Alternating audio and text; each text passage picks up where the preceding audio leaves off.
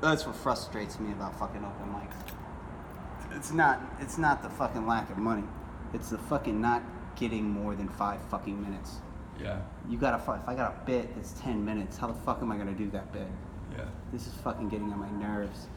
He was fucking Ian was talking about on the Vegas page about how some contest wasn't paying people.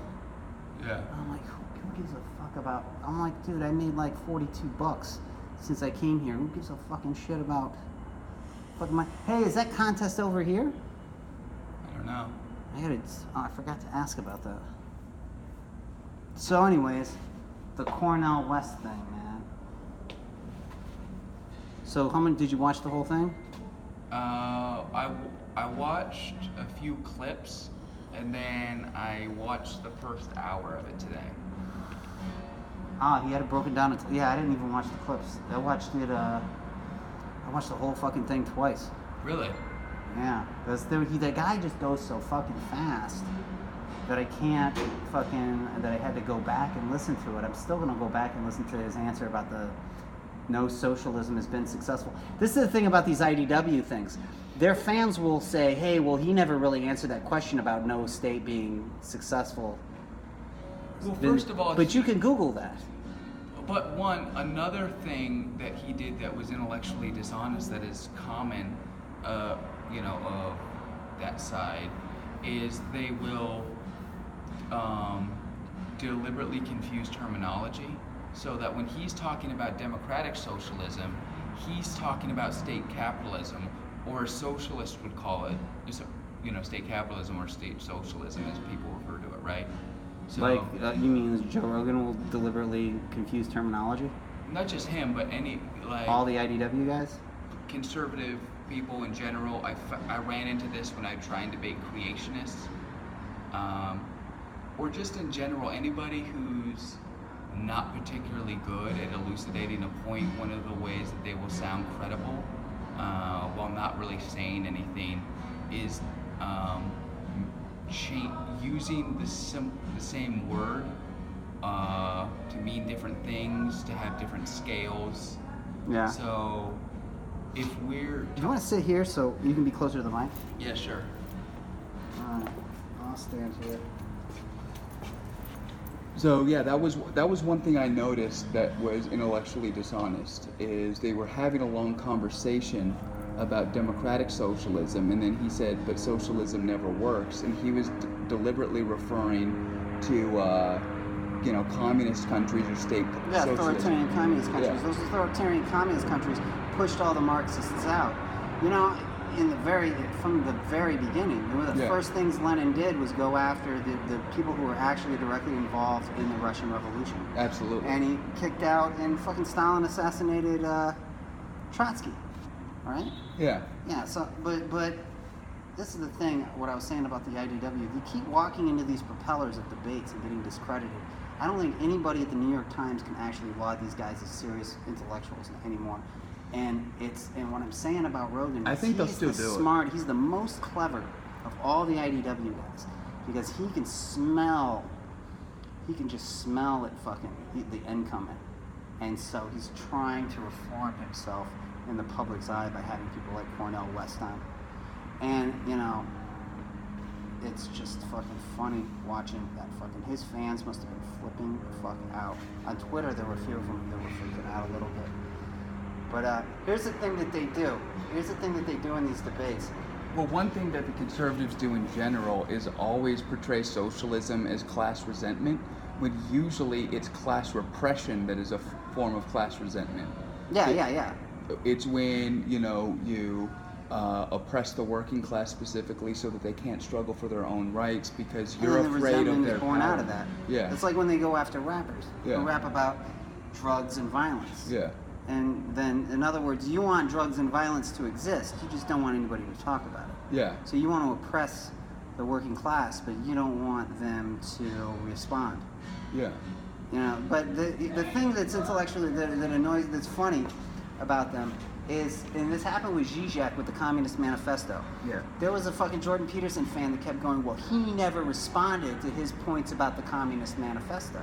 first But you of all, could go and find 20-year-olds who can go do that online, and they'll gladly do that. This dude's not going to lower himself to fucking answer a fucking high school question. He's written like 60 fucking books. One of them's on Mao. It's thicker than the Bible. And you're gonna fucking sit there and have him fucking reduced to explaining the basics? And same thing with Cornel West. Cornel West is not gonna go through every fucking country and where socialism's worked and where it hasn't. All you got to do is look at Social Security or Medicaid. And then, Medicare, you know socialism works. Absolutely, and also he's going to use that as an opportunity to talk about something deeper than that. And the interesting thing is, whenever they talk about like a social safety net will never work in a country that is multicultural and cosmopolitan, and it can only work in an ethnically homogenous country. If you look at every major communist country that came along, with the possible exception of Vietnam, but there's still ethnic distinctions within Vietnam. Like the USSR, think about all of the different ethnicities within the USSR. Mm-hmm. We can definitely see that with the fall of the USSR, all of the Eastern Bloc countries. They obviously didn't get along once the unification through that particular empire was Mm-hmm. gone, and their ethnic tensions expanded. So you can't tell me that there can't possibly be a racial unity element. Or what about Cuba, where it's an ethnically mixed culture, Afro-Cuban, Afro-Caribbean. But within that culture, one of the holdovers from colonialism is colorism. So even though it's a mixed culture, they will decide class based on the color, and they were able to unify under communist rule. Now, I'm not saying everything about those, the way those governments worked was good. Yeah. But it's clear that it can be an ideology that cuts through racial distinctions because it focuses on the unifying element of class. You think Cornel West had seen Rogan's show? Because I got the feeling that the two of them could have sat there and talked about music easily. Yeah. I mean, I'd have been tempted to ask him about jazz and hip hop and shit. Well, but here's the thing. It almost seemed like, because he went on Gavin McInnes' show too. Yeah. I think he had a fucking agenda to promote Bernie, and there was a thing in there, and he knew the audience he was aiming for, and he knows that audience, and if you watch that video, he managed to tackle every fucking issue that Rogan believes in, dismantle it, and do it in such a way that Rogan enjoyed it. So he went after transgender people. I mean, he dared him to go after transgender people in front of him. He dared him to go after white supremacy in race and IQ. Yeah. So Rogan believes in the intellectual superiority of white people. Well, first of all, if you don't believe in socialism and you believe in meritocracy, isn't that one of the only ways that you could explain differences in achievement? If you believe that capitalism is fair, that the hierarchies are based on biology, then yes, then you are a white supremacist. So because what you're suggesting, if the environment has nothing to do with IQ, that this is biological, then yeah, you are arguing for white supremacy. Yeah, if you don't think it has anything to do... And it doesn't matter if you think Asians are intellectually superior, that's irrelevant. You believe in the superiority because Asians aren't an oppressed in this culture as the same way or have the same history as black people. You're advocating for the superiority of the white race over the black race, and that's the issue. It doesn't matter what you say about China. That's not a fucking cop. That's a cop-out. It's an excuse. You're trying to create an alibi. The same way you would create an alibi by saying, "Hey, I got a black girlfriend." Right. It doesn't mean anything. It doesn't even mean anything that Ben Shapiro is Jewish. He can still be an anti-Semite. Exactly. Well, first of all, I mean, conservatives have bashed black and Latino people over the head with the idea of the model minority, pointing to Jews and Asians for at least, since the 60s, early 70s? Yeah. So the idea that a white supremacist can't point to somebody else as a way to bolster their point against another group while simultaneously still believing they're better than that group. Of course they'll do that. They don't have any principles. They start from the assumption that I'm better, people who look like me are better. That explains all of the historical differences, as far as the effects of colonialism.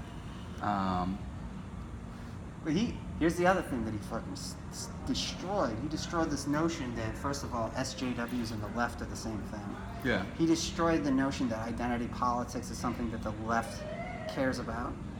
Then he also destroyed the notion which also destroyed the notion that Rogan's been advocating for a long time, that the left is some sort of team.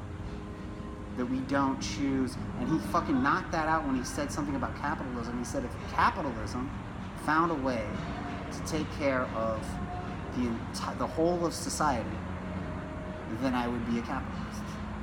Yeah. But it's fundamentally impossible. In other words, the left chooses its policies not based on. They are based on what works. There's a quote that said, "Reality has a liberal bias."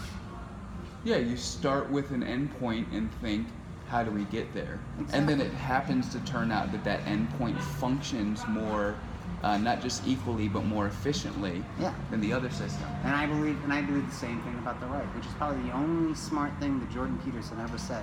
If you can't figure out what someone's motives are, you figure out what the logical conclusion of his actions are. Which is how I know Jordan Peterson is a fucking Nazi. Yeah. Well, and not only that, if you're claiming that Marx and Hitler are the same, then your idea is to make Marx then you're claiming that Hitler is one of the most important thinkers in the history of mankind. Well, didn't the USSR persecute Jews in part of the eastern part of the country? What do you mean? Like, when the whole thing against... But that's got nothing to do with Marx. Well, no. But the USSR... Yeah, Stalin. That's Stalinism. Yeah. Stalin slaughtered many people because he's a right-wing authoritarian. That's true. Yeah. So he destroyed that too. He destroyed that idea. He said if he had to have watched Rogan because he just seemed to know exactly where to nail him. He said at one point, he goes, well, all Marx is a critique of capitalism. If you have no criticisms of capitalism, if you have any criticism of capitalism, then guess what? You're a Marxist. So I mean, he's basically, it's almost like he was trying to turn fucking Rogan out. Yeah. Like he knew Rogan was somehow like on the ropes and he was just gonna pull him in. Maybe. And he kind of did it. I mean, that was at the end of that wasn't even a debate. At the end of that conversation, it was more like a lecture because he was mostly talking to him. Yeah. Rogan barely chimed in. At the end of it, Rogan goes, "That was one of the best podcasts I've ever done." Which it was. It actually was one of the best podcasts he ever did. Metzger. I like Metzger when he goes on there. He's fucking amazing to watch. But that's another thing I like about Cornel West. He knows how to fucking mug. He's just a goofball. Yeah. Like when the fucking camera went off and the sound was still on, he goes, "It's 11 o'clock." Yeah. I didn't hear that part. Dude, he's fucking hilarious, dude. He's like all about making faces and just talking fucking shit. He's just got such a fucking way of talking. It's just fun to listen. It has a musicality and it's fun to listen to. They can fucking bounce from references to references. Yeah, that was the most... Throwing quotes from fucking Beckett and Baudelaire. He fucking blew Rogan's mind with a quote from Baudelaire. Wait, was that the guy who wrote, Flowers of Evil? Oh, no, I was thinking of Jean Baudrillard, Simulacra and Simulation. He was a poet before Rimbaud. He was the French poet that, what do they call him? I want to call it symbolism, the symbolists. It could be the symbolists.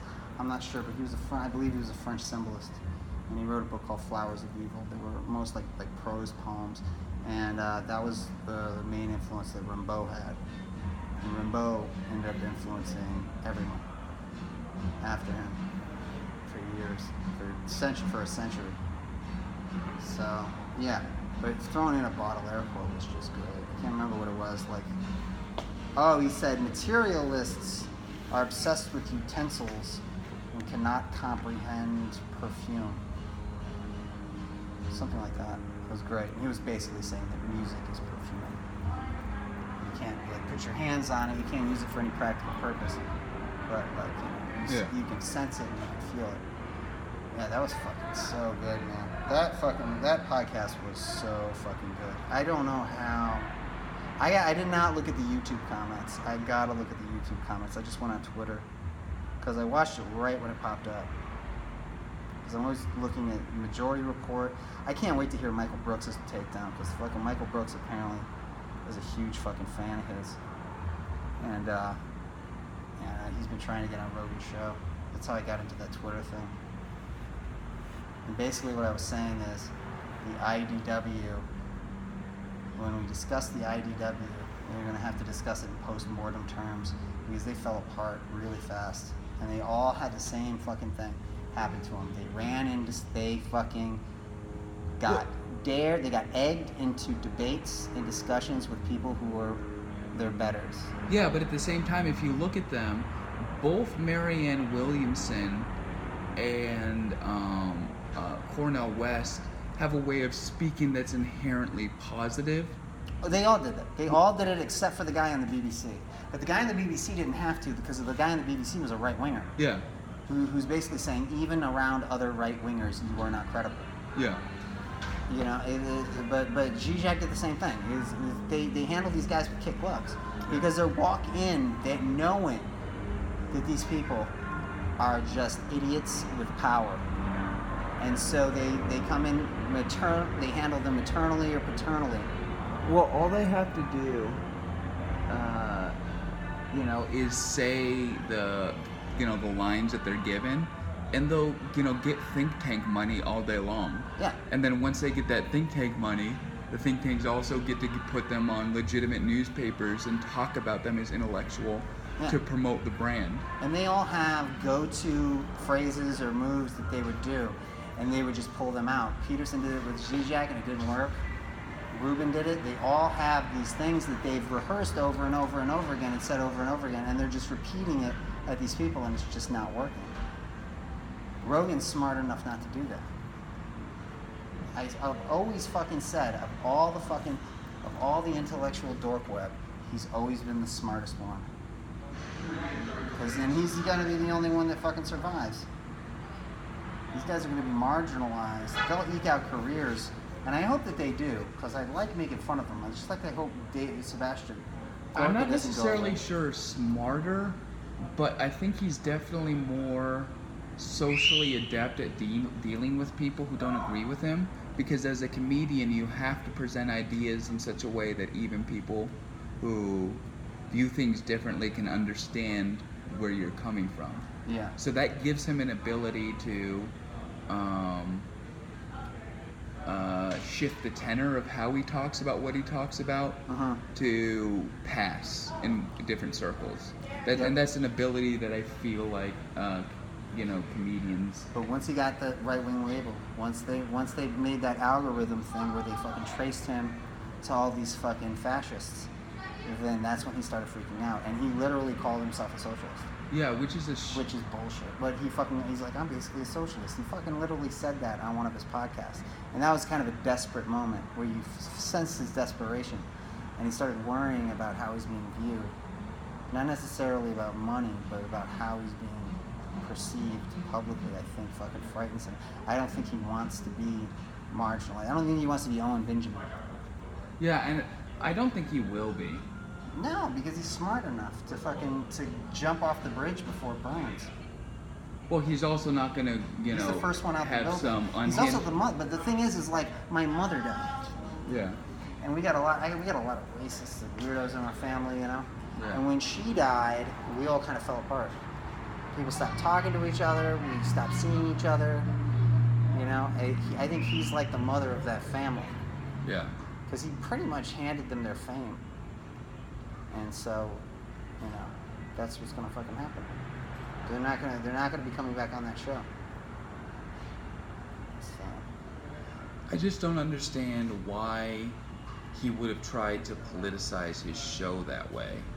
Does he really believe? Just to get corporate sponsors, or do you think Trump he believed won. it? because Trump won and they felt that they were a fucking head. But what's happening is they are becoming the establishment. They could pretend that they were anti-establishment because culturally speaking, people are disgusted by fascism. We are a democratic people in our nature. So we reject the right wing. And they feel like they're being rebels. South Park acts the same way. They pretend that they're being rebels, but the truth is they own everything. Right. They control everything. Or at and least that's they're becoming fighting more for and the more people apparent. who control everything. Yeah, that's why fucking Stanhope got disgusted with it. And you're just gonna find that fucking happening more and more and more. And I think he was just attracted to the rebelliousness of it, and I think he has an inner fascist. I mean, he was always a libertarian. Well, I think there Sick delight in ignorance. He calls transgender dysphoria. He calls transgender dysphoria hate speech. I mean, that's just a deliberate level of ignorance.